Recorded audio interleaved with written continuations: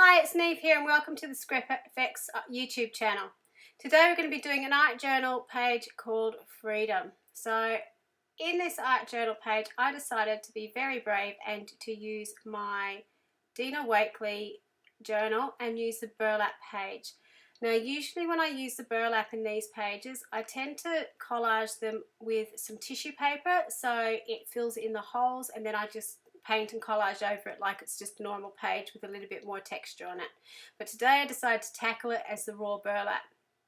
So I'm just mixing two colours of green, which is the olive and the evergreen from the Dina Wakley brand, and making them fairly watery.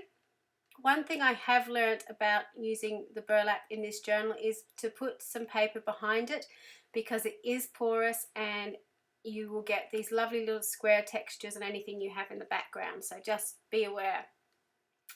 So as I was doing this, I had a fairly good idea in mind what I wanted to do, and it was the original reason why I bought this journal. When I first learned it had these different surfaces in it, I really wanted to sew my journal. Now I'm not a sewer at all, but I thought it'd be fun just to have some sort of sewing in here or ways to do it. I think I stitched onto one page and got bored with it, and I've never done it again. And for those of you who sew, I'm really sorry, because I call it sewing. You're going to look at it and go, oh well, that's just tacking something down, that's nothing, you know, important. I am sure if you're a very talented embroiderer you could sit there and embroider some leaves on here and make it look amazing, but I was really proud of this little effort that I did today. So all I'm doing is using some neutral colours, so some buff and some grey and a little bit of black over the top with this leaf pattern, just to sort of get the idea of sort of branches and sort of a leafy background. Now you'll notice I'm leaving the internal bit of this page sort of blank. I'm not really worried about it, and the reason for that is I'm going to use this frame from ScrapFX as a frame on my page. So I'm just lightly drawing out around where I want to go, and I'm going to actually cut it out, so I'm creating a window on my page. And again, this is something that I've been a little bit more brave about doing in my journal, is actually cutting up the pages. Sometimes I feel a little bit precious about my art journal, but in the end it's supposed to be fun. So, and I really love this page in the end. It's very simple, particularly for me, but it's something I really loved in the end. So I've got this beautiful multicolored thread that I've had in my stash for a long time, but again the tones of it really sort of fit in with this page and what I want to do with it, sort of this autumny type feel. I'm just going through threading my needle, and I'm just going to sew down that chipboard frame.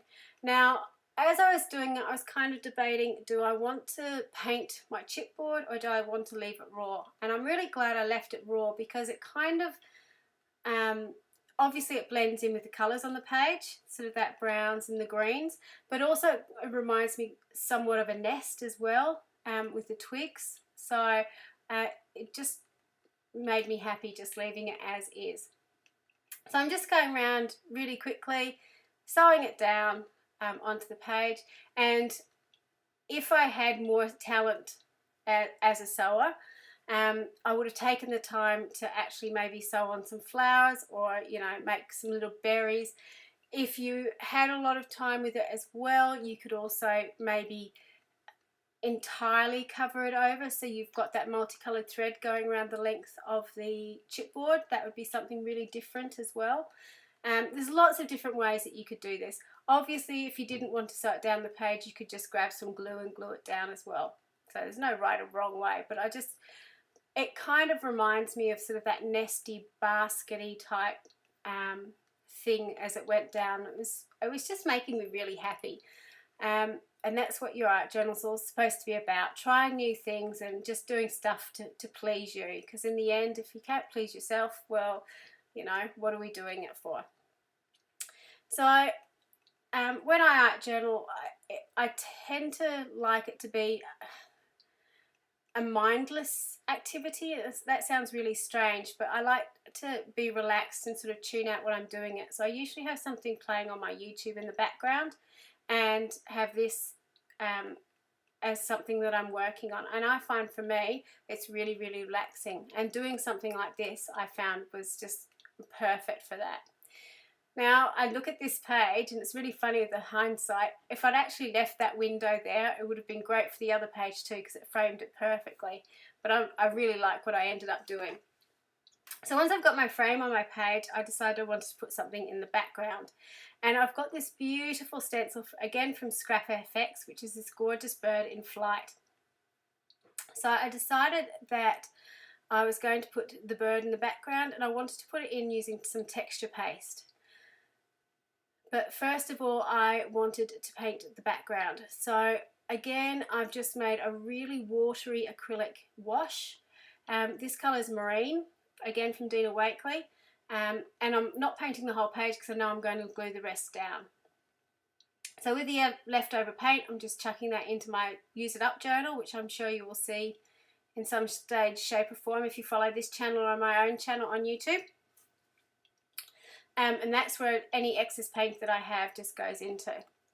So I'm just sort of considering what I was going to do with this, drying off the page just to make sure it's really dry before I put the texture paste on, lining up where it needs to go.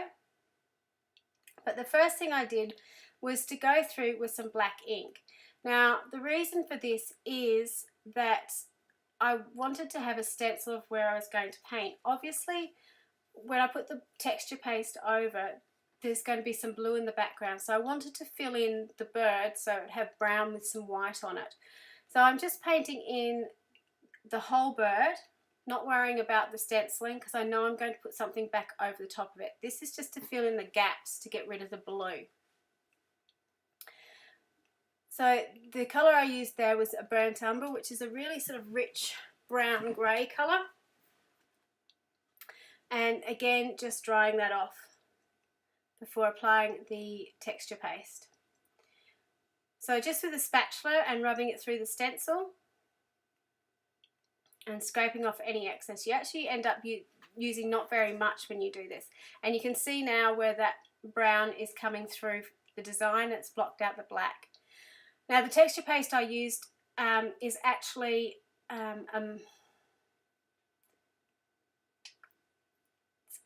bit spongier than others. I can't actually remember the name of it. It's like a modelling paste instead. So it's not usually the really dense stuff. It's a bit spongier. It dries really quickly, unlike most texture pastes that I've used. But I tend to cheat when I'm using texture paste, and I use my heat gun on it. As long as the top of it is set, and you're aware that underneath is still probably damp, just leave it to cure overnight.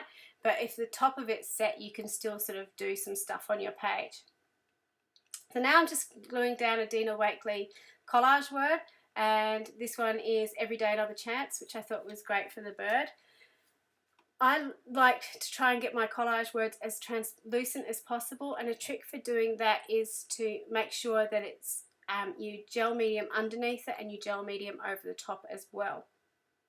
Some people have told me, and I did try this the other night, if you actually wet your tissue paper, that will make it somewhat translucent as well. So when you glue it down, it will be a little bit more translucent. So just to tint up the page, because I really didn't like that sort of white look on it, I've just added some of the colours that I used in the background, just wiped them over, and I'm just wiping off some of the excess through that stencil. In the final piece, which I didn't do on camera, I actually put a little bit of the black stenciling over the top just to kind of blend it into the background a little bit more.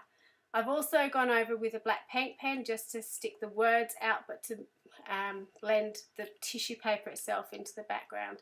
So that's just personal for me. I really don't like sort of seeing that white tissue paper on my page. For some people it doesn't bother them. For the bird, now I'm going in with some gold wax just on the edges of the wings, just to again add a little bit of interest and to bring in some of that richness from the front page as well. And you saw I had a little bit of wax underneath my bird, and I just used a wet wipe to wipe that off. Finally, now I'm just gluing down my page, just using some double-sided tape to tape it all together. And it does help if you leave your page to dry a little bit longer than I did, so you're not ripping off tape. And that's pretty much the end of my journal page. So it didn't take very long to do. I think it took about 20 minutes in the long run, but it was just such a fun page to do, and I just loved the end results of it.